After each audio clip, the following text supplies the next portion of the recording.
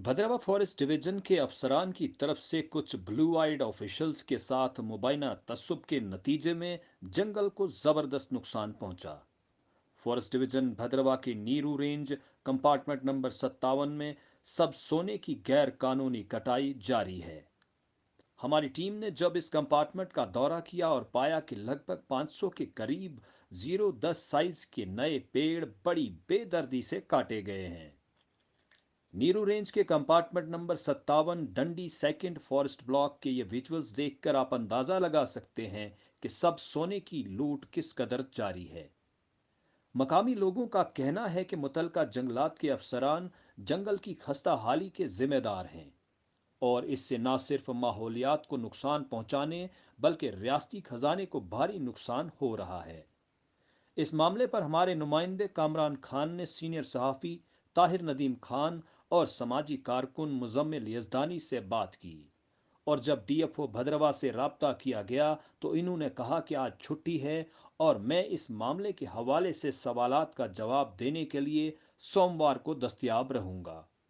देखिए ग्रोइंग कश्मीर की ये रिपोर्ट।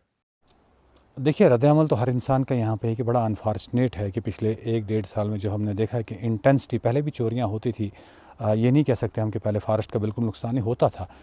लेकिन अब देखें, इन लेटर एंड सेपरेट कहा जाए ना कि अनअबैटेड ग्रीन फेलिंग जो है वो हो रही है और उस पे कोई सीरियस एक्शन नहीं लिया जा रहा। कुछ पर्टिकुलर कंपार्टमेंट्स या पर्टिकुलर लोगों के अगेंस्ट जो फॉरेस्ट डिपार्टमेंट के लोग हैं, ये बड़ा अनफॉर्चुनेट है। जो आप बात कर रहे हो कि 57 कंपार्टमेंट की पर्टिकुलर, जिसके आपने विजुअल्स और स्टिल फोटोग्राफ्स भी दिखाए हैं, जियो टैग करके वो फोटोग्राफ्स और वीडियो हैं, तो वो तो तर्जमानी कर रहा है कल की डेट के हैं कि इतनी ज़्यादा डैमेज एक पर्टिकुलर पॉकेट में अगर हो रही है, उससे अंदाज़ा लगा सकते हैं कि भद्रवा फॉरेस्ट डिवीज़न में इन जनरल और नीरू रेंज में इन पर्टिकुलर इतनी ज़्यादा डैमेज की। और नीरू रेंज इन पर्टिकुलर में इसलिए कह रहा हूँ कि ये जो नीरू रेंज है, यहीं पे फॉरेस्ट डिवीज़न भी मौजूद है और यहाँ डीएफओ से लेके कंट्रोल रूम के रेंज ऑफिसर से लेके बाकी सभी ऑफिसर्स जो हैं यहाँ पे, बाकी एक डीएफओ जो यहाँ पे डिमार्केशन के, वो भी यहाँ पे मौजूद रहते हैं। पूरे ऑफिसर यहाँ पे, अमला, पुलिस, सिविल एडमिनिस्ट्रेशन के एडीसी यहाँ बैठते हैं, एसपी पुलिस के बैठते हैं। उस हिसाब से जो ये चीज़ें थी, यहाँ पे डैमेज कम होता था नीरू रेंज में।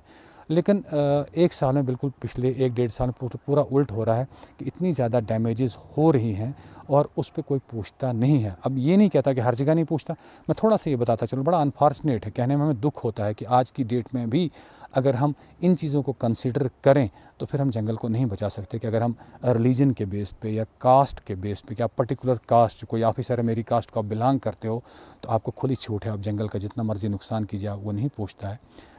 मैं एक पर्सनल एक्सपीरियंस से आपको ये बात बता रहा हूँ जो हमने ऑब्ज़र्व किया। हो सकता है ये गलत हो, लेकिन हमने जो ऑब्ज़र्वेशन की है उसके मुताबिक मैं आपको 3-4 इंसिडेंट आपको कोट करता हूँ यहाँ पे। जैसे कंसर में खुद गए थे हम वहाँ पे ग्रीन फेलिंग हुई थी और जो मार्क ट्री था उसको टेम्पर करके, उतार करके वही मार्क ट्री दूसरी जगह पर लगाया था, ग्रीन ट्री पर लगाया था। और वहाँ पे कन्फेस किया था फॉरेस्ट गार्ड ने कि ऐसा हुआ है, यहाँ पे इस तरीके से टेम्पर करके दूसरा दरख्त गिराया गया है। और वहाँ के विजुअल्स कंजर्वेटर फॉरेस्ट तब के थे यहाँ पे, सतपाल बखरू साहब, उनको लाइव हमने लिया था और वो दिखाया था, और जो डीएफओ यहाँ पे उनको दिखाया था। लेकिन उसके बाद भी जो पर्टिकुलर जो वहाँ पे बीट गार्ड था, कोई एक्शन नहीं लिया गया। तो जाहिर है कि उनको शह मिलेगी। उसके बाद दूसरा इंसिडेंट मैं उसके बाद इमीडिएटली बताऊं कि धारा में हुआ था, जिसकी आप 57 कंपार्टमेंट की बात करते हैं। वही फॉरेस्ट जो ब्लॉक, जिसे हम ब्लॉक ऑफिसर कहते हैं, फॉरेस्टर भी कहते हैं, वहाँ पे था। वहाँ पे बड़ा ह्यूमन क्राई हुआ था क्योंकि एक जो पोर्टेबल वाटर की पाइप थी वो टूट गई थी। एक बहुत बड़ा दरख्त सिडार का गिराया था, उससे वो टूट गई थी। तो वहाँ पर भी लाइव रिपोर्टिंग हुई थी, लाइव विजुअल दिखाए गए थे और लोगों ने बड़ा ह्यूमन क्राई किया था। उसके बाद भी और सीधा उंगली वहाँ के जो फॉरेस्टर है उस पर उठी थी, लेकिन कोई एक्शन नहीं लिया गया था तब भी। उसका नतीजा ये है कि जो आज की डेट में 57 कंपार्टमेंट की आप बात कर रहे हैं कि इतने ज़्यादा पोल्स गिराए गए हैं, और कुछ तो आप विजुअल्स दिखा भी नहीं पाए क्योंकि जंगल में है तो कोई भी हमला कर सकता है। तो वहाँ पर इतना ज़्यादा नुकसान हुआ। और जब जैसा कि आपने कहा, मैं आप ही को कोट करता हूँ कि डीएफओ से बात की, उन्होंने कहा कि आज छुट्टी है और मुझे आप विजुअल्स भेज दीजिए, मैं एक्शन लेता हूँ। और जियो टैग वाले विजुअल्स उनको भेजे गए, लेकिन अभी तक उन्होंने रिस्पॉन्ड नहीं किया है, कॉल बैक किया है। इससे मैं 1 हफ़्ते पहले की बात बताऊँ कि धरेजा गांव है, वहाँ पर हमारे पास रिपोर्ट आई कि वहाँ पे बड़े पैमाने पर ग्रीन फेलिंग होके और आइडेंटिफाई करके बाय नेम उनको बताया गया कि किसके घर में इस वक्त वो जो इलीगल तरीके से स्कैंट्स निकाले गए मौजूद हैं। लेकिन पहले तो डीएफओ साहब ने बड़ा जोश दिखाया, लेकिन अभी तक उन्होंने गवारा नहीं किया कि वो बताएं कि वहाँ पे कुछ निकला, मिला, नहीं मिला, क्या हुआ।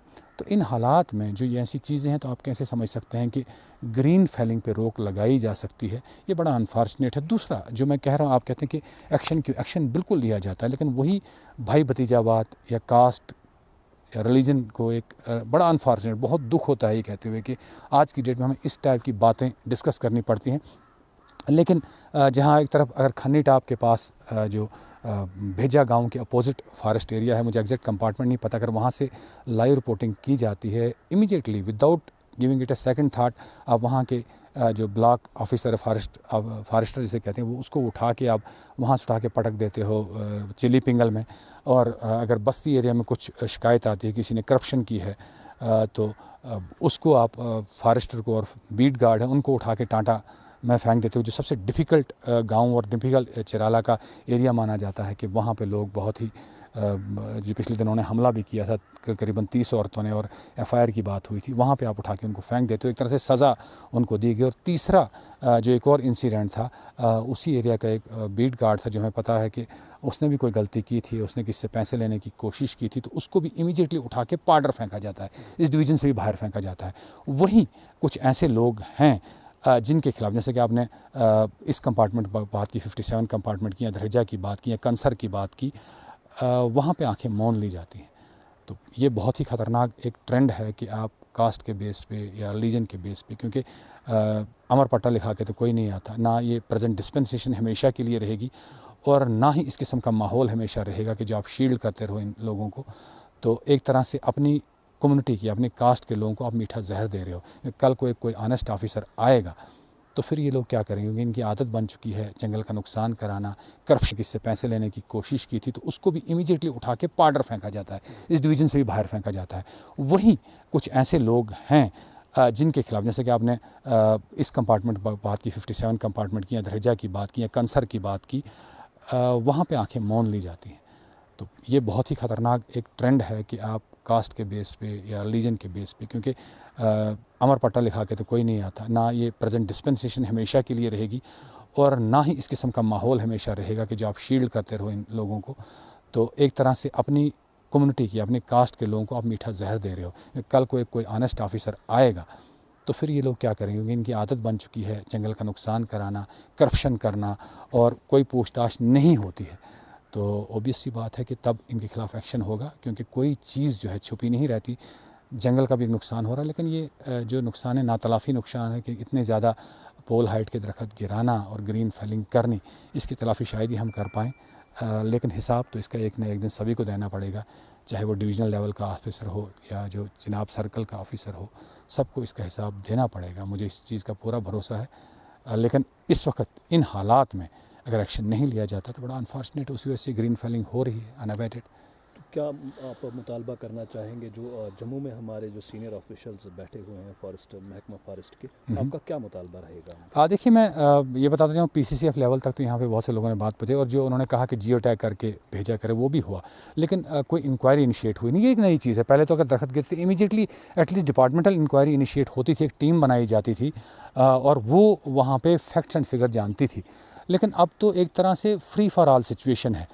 तो हम फिर भी उम्मीद करते हैं कि अगर सेक्रेटरी लेवल पे है, कमिश्नर सेक्रेटरी लेवल पे एटलीस्ट वो एक्शन लें। अगर फॉरेस्ट वाले जो फॉरेस्ट डिपार्टमेंट है, टेरिटोरियल फॉरेस्ट, अगर इनको शर्म आती है, या जो यहाँ पे फॉरेस्ट प्रोटेक्शन फोर्स है, इनको अपनी चोरियाँ छुपाने के लिए अपने डिपार्टमेंट के लोगों के खिलाफ एक्शन नहीं लेते हैं, तो एटलीस्ट जो कमिश्नर सेक्रेटरी बैठे हैं उनका तो वो एक IAS ऑफिसर होते हैं, IAS ऑफिसर ही नॉर्मली आते हैं, तो उनको एटलीस्ट एक्शन लेना चाहिए। हम उनसे यही डिमांड करेंगे कि प्लीज़ एक दफ़ा एक्शन लीजिए, क्योंकि जियो टैग करके फ़ोटोग्राफ, जियो टैग करके वीडियोग्राफी हुई है, अगर गलत साबित होती है तो हम सज़ा के मुस्तहक हैं, हमारे खिलाफ एक्शन लिया जाए झूठी इन्फॉर्मेशन देने के लिए। अगर वैसी बात नहीं है तो उन ऑफिसर्स को कहीं ना कहीं बुक करना चाहिए, उनको रिस्पॉन्सिबल करना, रिस्पॉन्सिबिलिटी फ़िक्स होनी चाहिए, तभी जाके आने वाली जनरेशन को हम बचा सकते हैं।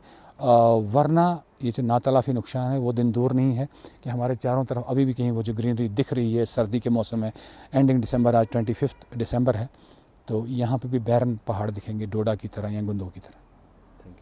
देखिए, सबसे पहले मैंने जो विजुअल्स आज ये देखे, कंपार्टमेंट 57 फॉरेस्ट ब्लॉक डंडी 2 नीरू रेंज, बहुत अफसोसनाक ये विजुअल्स थे हमारे लिए। देख के हमारा दिल दुखता है कि ग्रीन गोल्ड जिसे कहा जाता है उसकी खुल्लम खुल्ला लूट हो रही है।